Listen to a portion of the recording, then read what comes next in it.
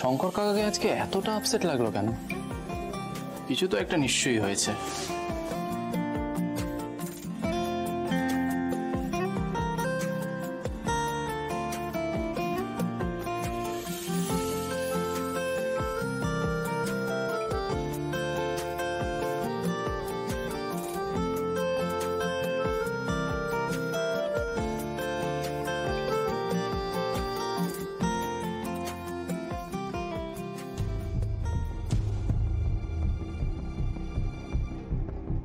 শঙ্কর কাকা ওইভাবে কাঁদছে কেন? কি হয়েছে?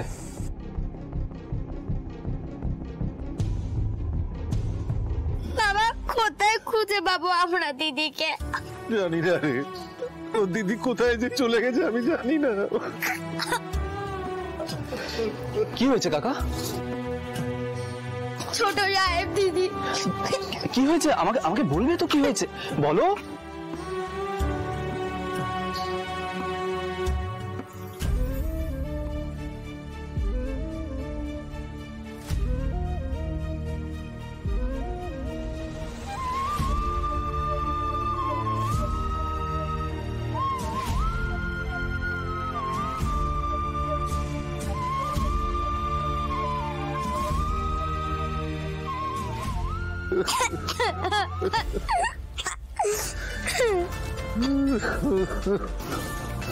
কাকা,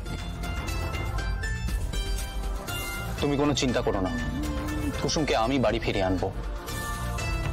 কিন্তু কর্তামা, মা কিচ্ছু বলবে না কাকা, আমি আছি তো। কুসুমকে ফিরিয়ে আনার দায়িত্ব আমার।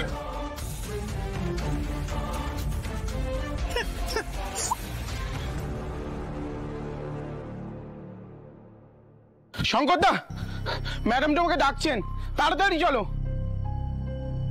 কর্তামা আমাকে ডেকে পাঠিয়েছেন, কিন্তু কেন? শঙ্কর, এতগুলো বছর তুমি আমার বাড়িতে কাজ করছো, কোনোদিন কোনো বিষয় কোনো ভুল করোনি।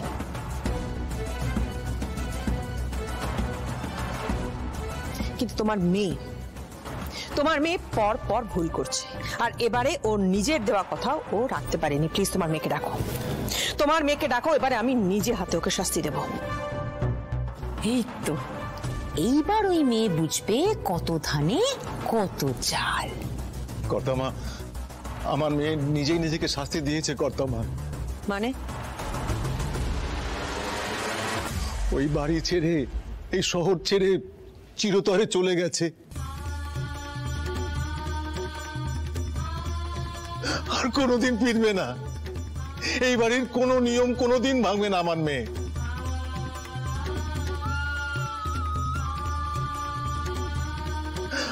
আমার উপর অভিমান করে ও বাড়ি ছেড়ে চলে গেছে কর্তামা। এসো, তুমি পেছনে ওঠো, আমি সামনের সিটে গিয়ে বসছি, কেমন?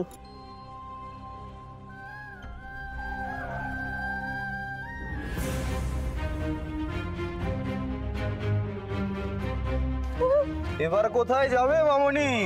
কে বাঁচাবে তোমাকে?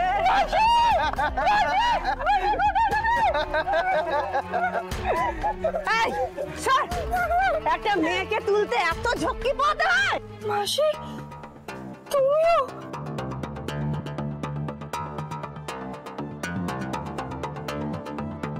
ভেবেছিলাম এদের দিয়েই কাজটা হয়ে যাবে, তো পারলো না, তো বাধ্য হই আমাকে এই নাকটা গলাতে হলো। দাঁড়িয়ে দেখছিস কি? তোর মেয়েটাকে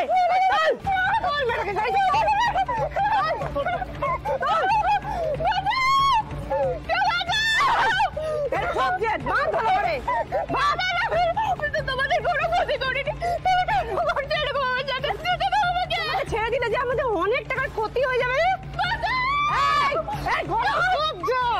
মুখটা বাদ তো,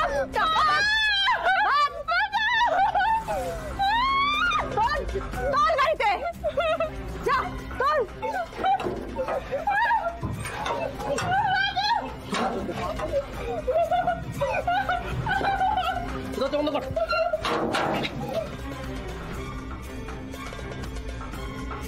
শহরে নতুন মেয়ে এসছে সাহেব, আপনার জন্যই আনছি।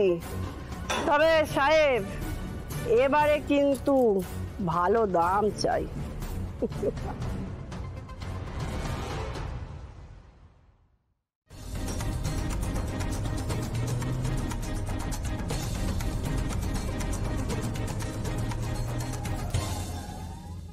কি পড়ে আছে ওটা?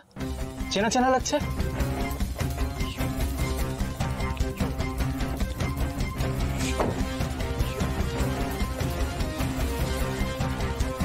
এটা তো কারোর লাগেজ মনে হচ্ছে।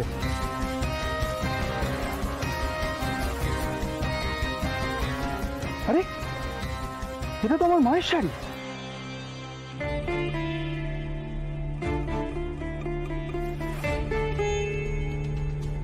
তার মানে এটা এটা কুসুমের পুটলি।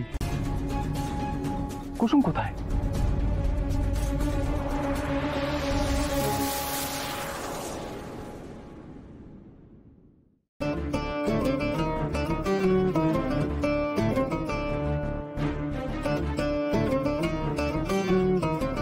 কুসুমের কানের দুল।